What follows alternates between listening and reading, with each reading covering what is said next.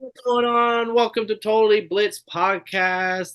As always, before we jump into the Mackenzie Dern, Angela Hill Fight Night card, go down, like and subscribe, comment what you think on the card. And as always, we might even talk some special news that just broke as of today that happens to do with MMA culture in the world around right now. Probably the biggest news in MMA in the last year.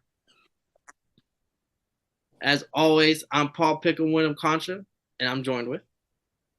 You already know, man. It's your boy Kev, Waterboy Savoy, aka the Don PYE, aka the realest motherfucker on your screen.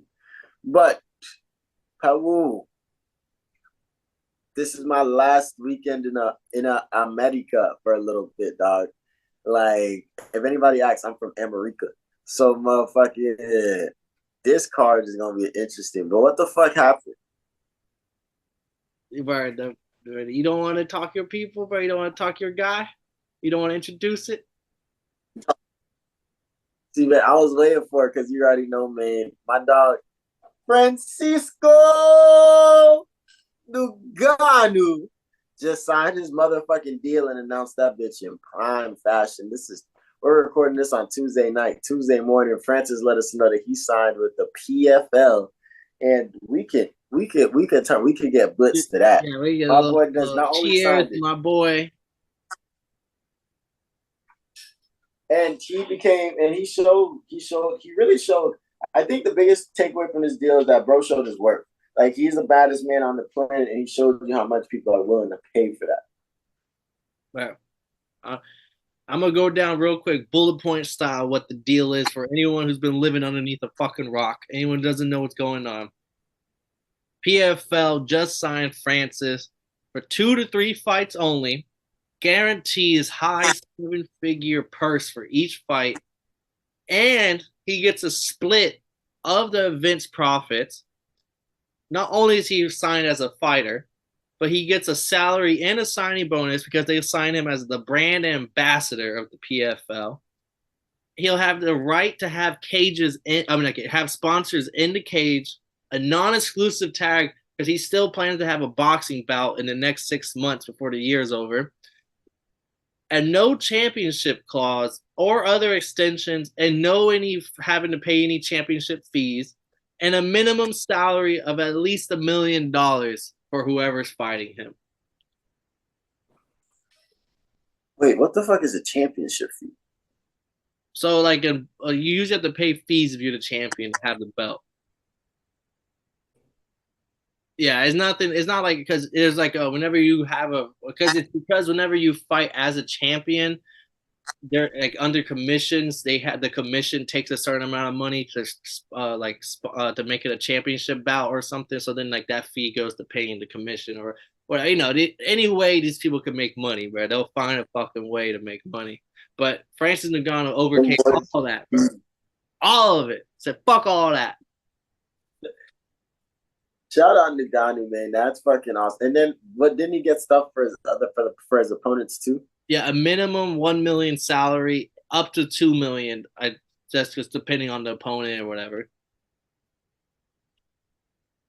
But yeah, man, and you can do that when you're not. You can do that when people are going to be tuning in just to watch Ngannou fight. That's people. That's going to be one of the big reasons why motherfuckers are big on PFL again. So it's like, wow, my boy did his Johnny Appleseed run. He added to another amazing story. He added more to his amazing story already. So shout out my big cousin Mbaku, my motherfucking Francis Ngannou, man. So how do you like this? Yeah, I know the deal is nice, but do you like this move? Because Sino said it best in the chat. He says Francis is getting he's getting a better deal for easier fights. Yeah, I think it all depends on what happens in the next 3 or 4 years because it could either look as a really good thing and like PFL may be able to not even just PFL but like probably PFL because they're the ones that landed Nagano. But like I could see other fighters pushing to maybe go to PFL. It all depends if other fighters start making that bridge because if the other fighters follow suit with him and go over to PFL, you really like UFC just fumbled it. UFC had the ability to be the best promotion by forever and no other thing can even scratch the surface. But if Francis go in there, at least I think that opens the door for like, okay, now we don't just get maybe UFC fighters that are on their last leg or fighters that just don't like the UFC and want to fight somewhere. It's like now you might actually get some fucking stars, like, or even maybe not the biggest stars at first, but like people that have like that pride, like because Francis showed that like he has the pride to go for bigger things. And there might be some other fighters that might feel the same type of way, and they might be like, you know what, I might make a little less here, but fuck Dana White and fuck this promotion. I'm tired of this shit. I'm going. And like now it doesn't look like, oh, well, you ran to the PFL. You scaredy cat. And it looks like if they can start bumping up the competition, it could. I mean, look, Shane Burgos, you have PFL debut, fucking lost after coming off a win in the UFC, and like he beat Charles Air Jourdain, who just beat Kron Gracie, like, and he goes to the PFL and loses his first fight. Like Christoph Jocko goes PFL debut, loses his first fight on the same card as Burgos, and it's just like maybe that difference in talent isn't as big as some people keep making it out to be. And we'll like, this could be great. I think it honestly for the world of MMA, it could be great. It could be really a big stepping stone. I think it's fucking awesome because it's like you want more options. What I've learned, I'm at a point in life where I believe options is the coolest thing to have. So just to be like, there is, especially as a fucking what's the word for it? A contracted like he's like an uncontracted. I forget what the word is So for it. they're like But like, contracted employees, like they're not really like they're just contract per contract. yeah, type shit. So like, I respect that the fact that he did that because now he's opened up the doors, and then he also made it kind of cool in a sense because like motherfuckers are hating right now. John Jones, oh, he's like, bro, how you come? What did he say? He said, Oh, I how have you, it right in front of me, bro. all right, what the quote said? Two tweets. He said, "Calling yourself the baddest man on the planet from across the street. Who does that? LOL."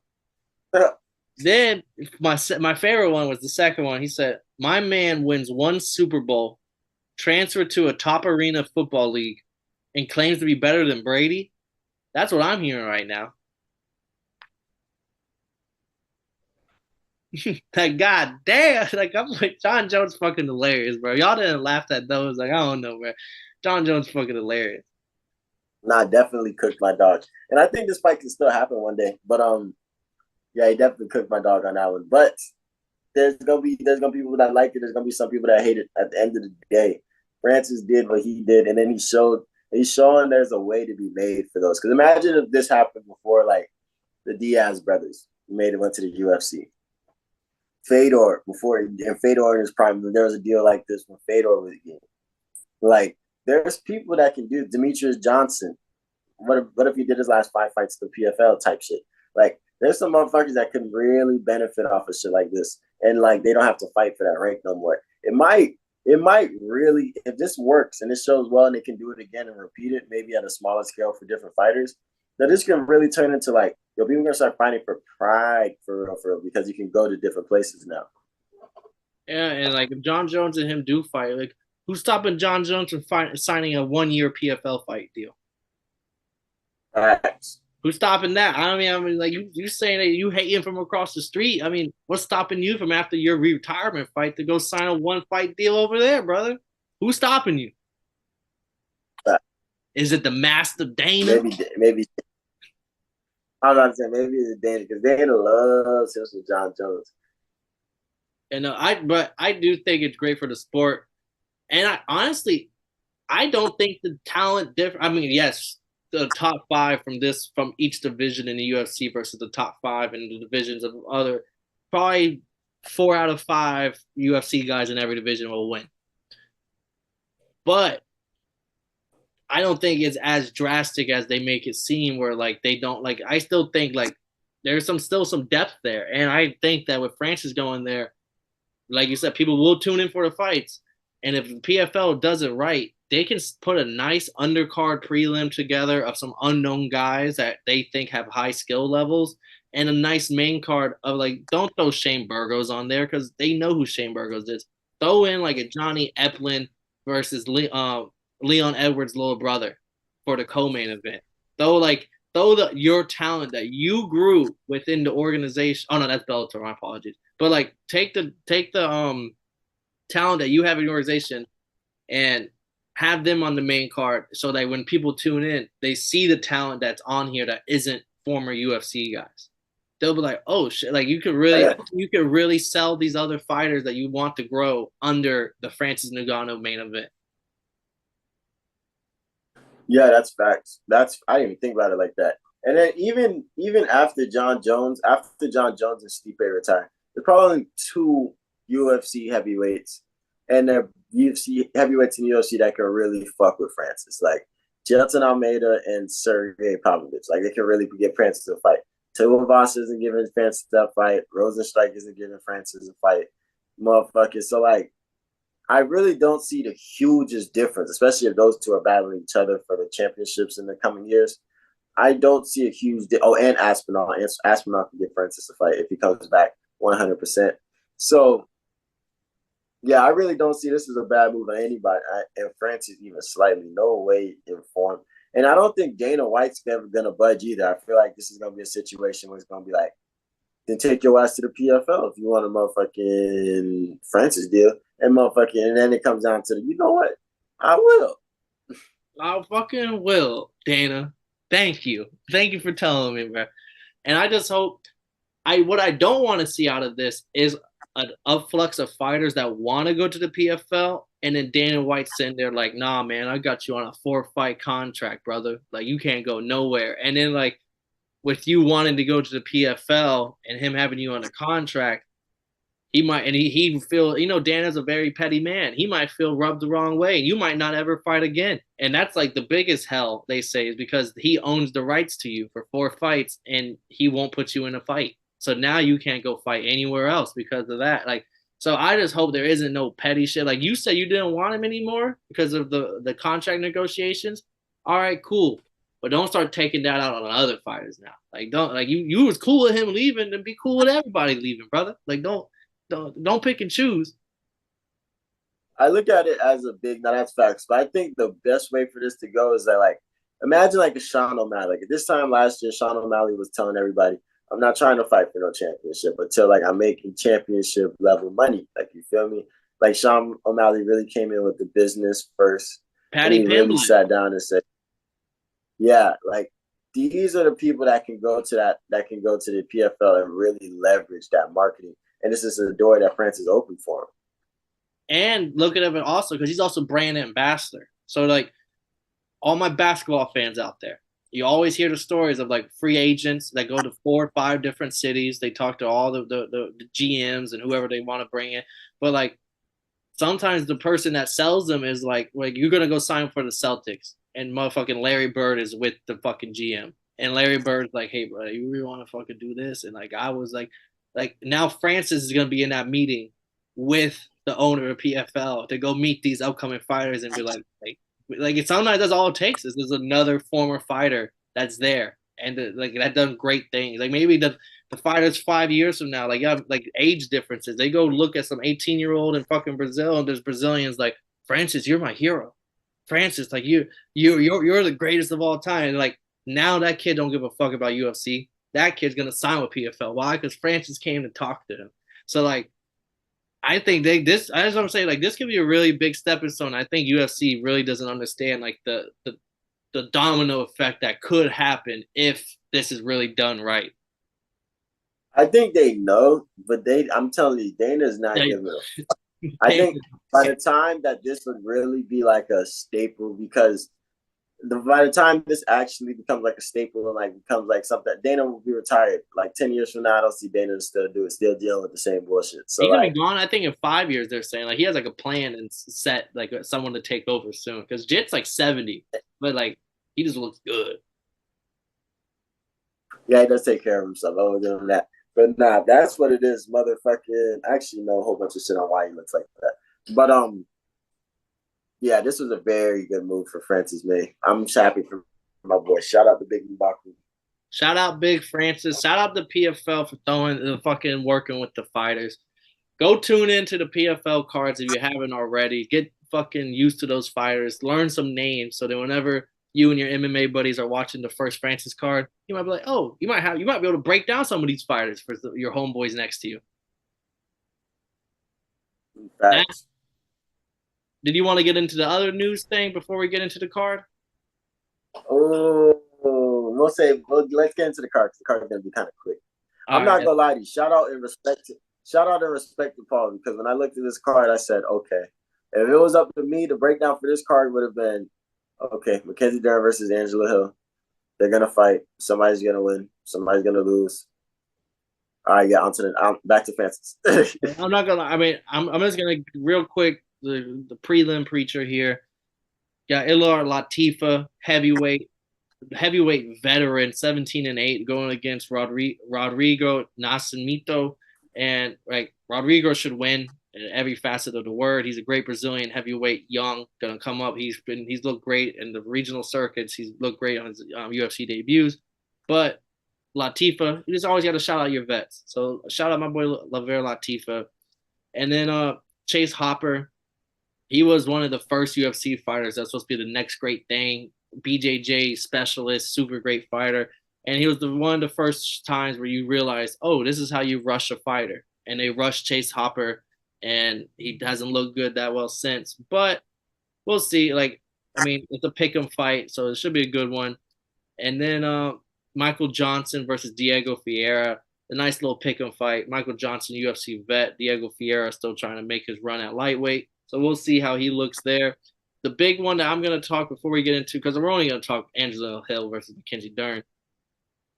Joaquin Buckley. That boy's making his fucking welterweight debut, and I know you're a Joaquin Buckley fan. He's going up against Andre Vallejo, Andre Vallejo in his last fight, he's coming off of 2 losses, both by KO. One was against Jake Matthews, where Jake Matthews did he knocked him out and then did a shrug afterwards, running around the cage. And I don't think Fialho's been the same since. Got KO'd in his next fight. Still a great boxer, but I mean, I don't know. I think Buckley's gonna look real. I like Buckley, so like I'm skewed. I think Buckley's gonna get another KO win. He's just so fucking strong for how small he's just a fucking truck. So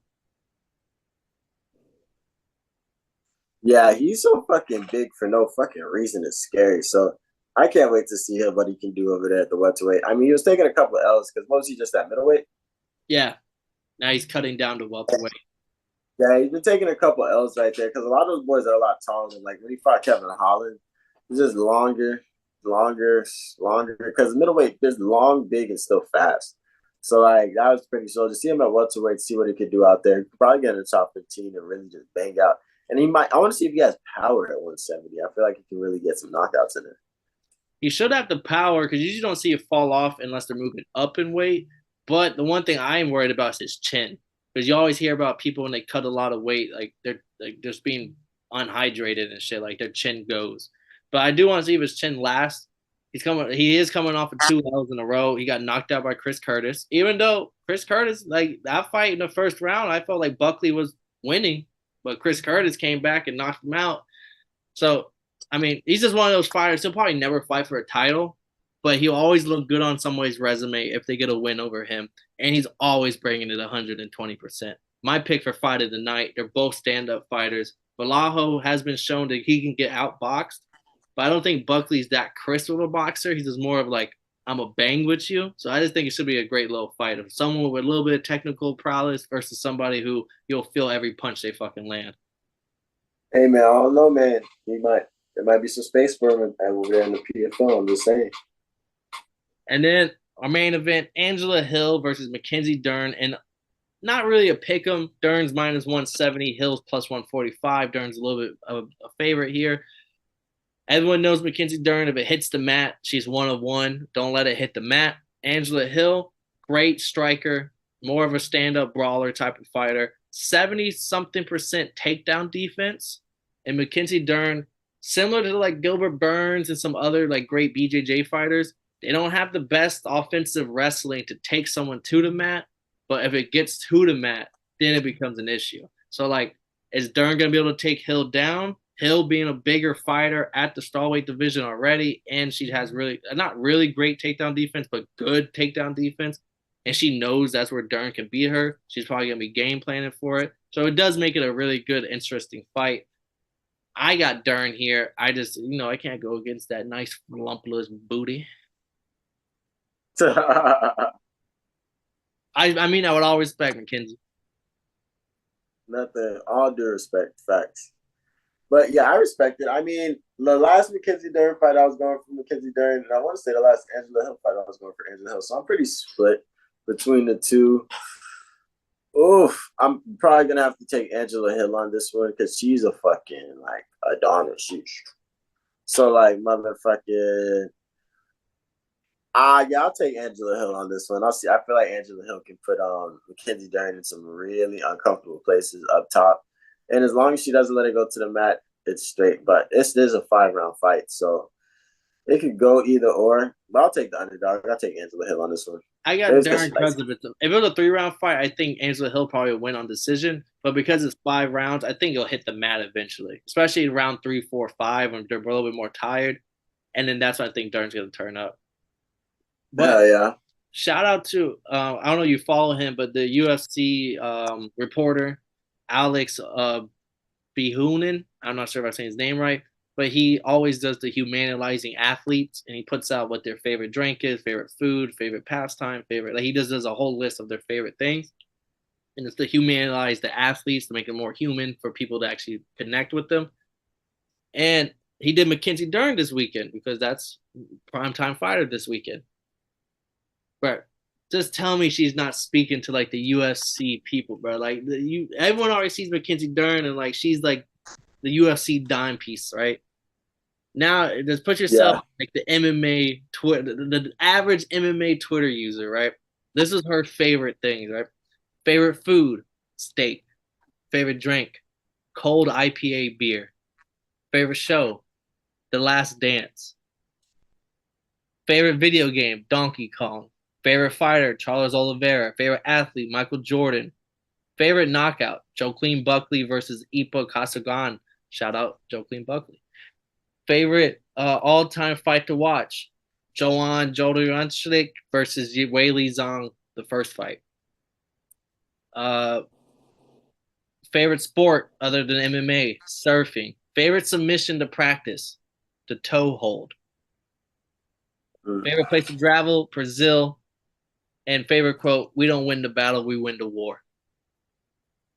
Damn, who said that? When she said favorite food, steak, a nice ice cold IPA beer, and her favorite thing is the Last Dance TV show, I was like, bro, like fucking, I know there's every MMA Twitter guy is fucking nutted they pants for that one. I gotta say, I was thinking like, man, how did she become finer? Like, how did she figure out a way to be finer just for being so cool?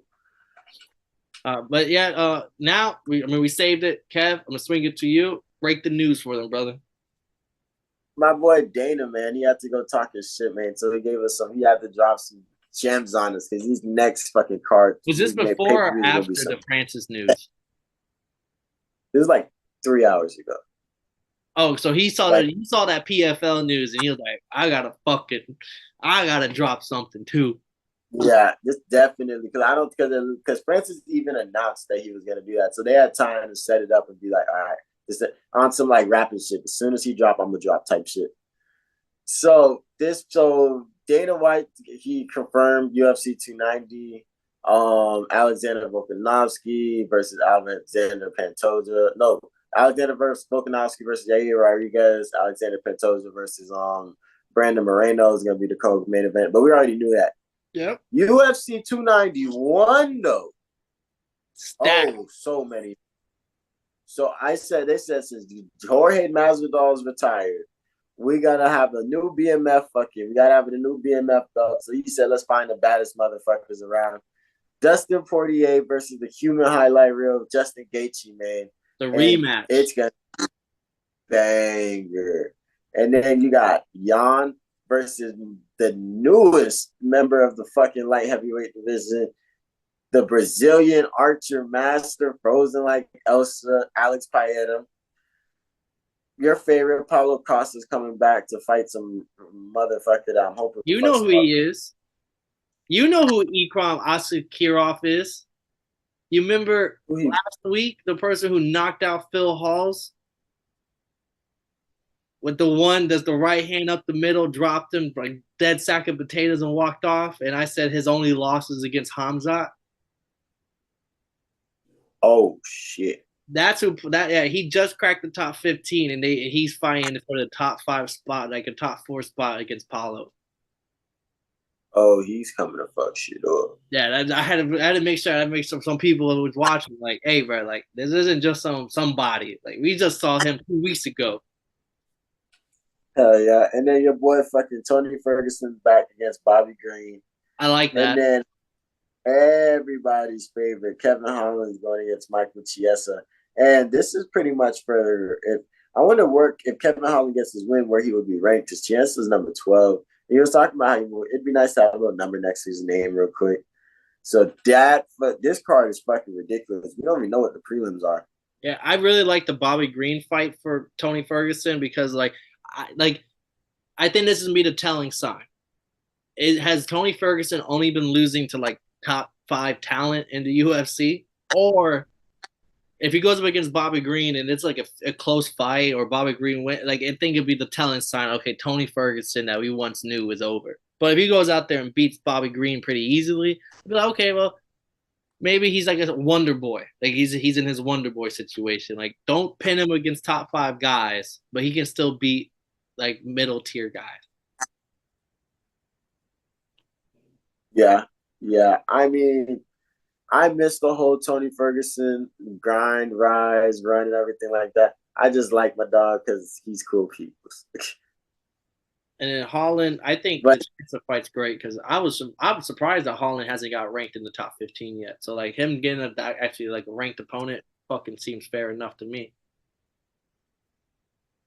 I'm calling it right now. Jan versus Alex Paeta.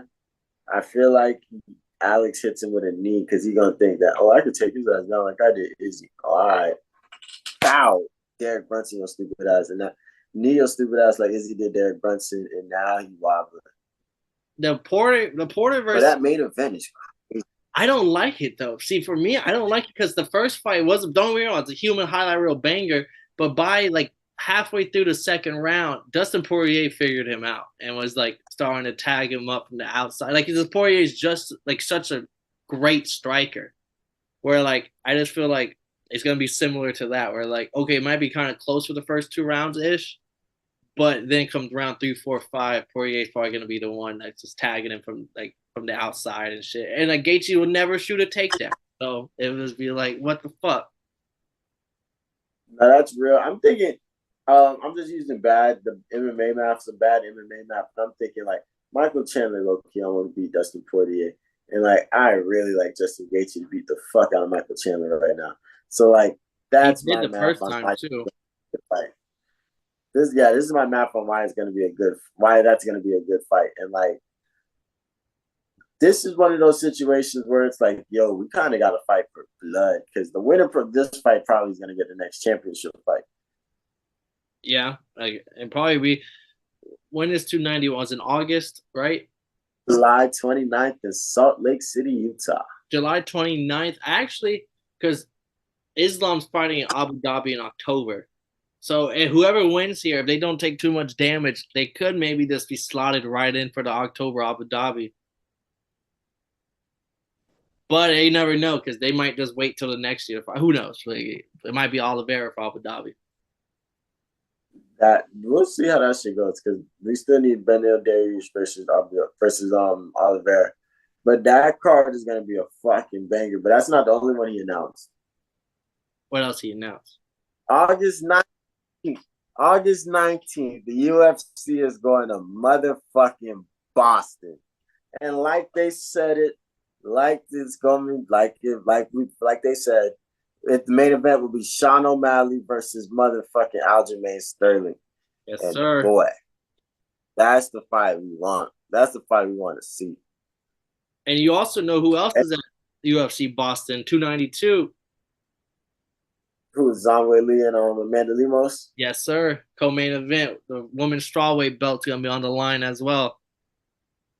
Yeah, they got some hitters coming through. And they gonna try to blow the roof off of Boston because I like Zhang Weili to come through with some aggression, some violence. Because if she does that, I think the next fight is in China with Yao Xingpeng versus Zong. I definitely think she's gonna win. So like, I think he's setting up for the UFC China. Hell yeah, that should be crazy. But they have even I want to say there's Wonder Boy is fighting on this card too. Who's Wonder Boy fighting? I'm not too sure. I know I've only seen those two fights announced. I'm not saying that like Wonder Boy hasn't been announced. I did see that Wonder Boy's looking for a fight. He probably seen Where's all these fights get announced and he wants something. yeah, Wonder Boy's taking on Michael Pierre. Okay. And Derek DeLewis was taking on Marcos Rodrigo de Lima. Okay. Those are Marco's that's a not bad fight actually. That's a which card are you more excited for though? Bro, Zhang Weili next to Amanda Lemos is fucking scary. These built ass motherfuckers. Which card are you more excited for? Definitely got to see Justin Gaethje and Dustin Poirier, because I feel like I've yet to see Justin Gaethje. Like his last fight against Fiziev was really really good, but that was like a 3-round fight. I want to see Justin Gaethje 5 rounds, banging him out, fucking him up. And they could definitely squeeze in another main card fight. I know Henry Cejudo called. I mean, for Boston, they could squeeze in another main card fight. Henry Cejudo called out Marab for the for UFC Boston. So maybe if that gets thrown on there, I probably would lean towards Boston being my favorite card. But I know right now UFC 291 is fucking. It looks like a fucking stacked ass card. Banger, and I bet you the prelim's gonna go crazy too. But the funny thing about UFC 292 over there in Boston is Ray Longo says he did not hear from Aljo about agreeing to this fight. Oh, he just took it. Aljo just took it himself? I'm not sure, but I'm guessing that's what they're insinuating. You know, the media, they're trying to make it seem like maybe Aljo didn't take the fight, but nah, like Damian White's not gonna announce some shit that isn't in stone yet. So motherfucking Aljo said, I bet I'm gonna beat your motherfucking ass. And I think that's to a disadvantage to Sean O'Malley. I feel like Sean O'Malley still isn't ready. Yeah, and I don't think so either. I mean, you could go a year straight BJJ. I don't think you'd be ready for Aljo. But also, I'm gonna stand on it, but we would not have heard about these fights today if we didn't see the Francis Ngannou signing deals. Bro. Oh no, that's facts. Once you said that, I was like, damn, that is facts. He would have stayed there because he's not doing no random ass announcements on a Tuesday. He's trying to he was like, all right, let's get the news back to us. Yeah, he was, like I say, on to the next news cycle. That's what Dana White was trying to do. But we ain't forget, bro. This shit, and fuck all those fights, bro. Fuck those cards, bro. PFL's France's biggest news of the week, of the year, of the century. I'm on the ass. I ain't forget, Dana. I know why you did this, you petty motherfucker. Anything else, Kevin, before we head out of this bitch? Shout out my dog Francisco Ngannou. Shout out Francis. Shout out Poirier. Shout out Gaethje, Hamza, and I was like fucking Paulo versus Ikram. But this is so many fights now. Tony Ferguson's coming back, baby. Tony. Bro, I wanted Paulo versus Hamza so bad. He's getting Hamza to like a little mini me. But yeah, they're probably gonna go Abu Dhabi versus Hamza Usman if they have the chance to. That is the fight I hear the most rumors around is the Usman Hamza fight. Them boys won each other bad. But yeah, that's all I got, man. My crazy thing is what happens to because like if let's say Hamza wins, Hamza's not ranked. You just lost to an unranked opponent. Like how far down the ladder do you move at Usman? Like, I think it's no, he's still ranked at in 170 right now. Oh, he's ranked at welterweight? Okay. I didn't know they took him because he couldn't make weight. I think he's ranked number 3. Okay. That makes a little bit more sense then. All right. I think it'd be different if he went and knocked off motherfucking Robert Whitaker or something. I was just like, oh fuck. But I mean, we broke the news. I mean, I guess we broke down the fights. We talked the fight. We talked the fights for y'all. We made our picks. As always, if y'all didn't know, this has been Totally Blitz Podcast. I'm Paul Pickle Winham Contra. That's Kev, Street Fight Enthusiast Savoy. And as always, go down, like, and subscribe. Comment what you thought on the news. Comment on Francis. Comment on the fights coming up. Comment your picks on the card we talked this weekend. And as always, y'all ain't know what now y'all know, motherfuckers. Yeah.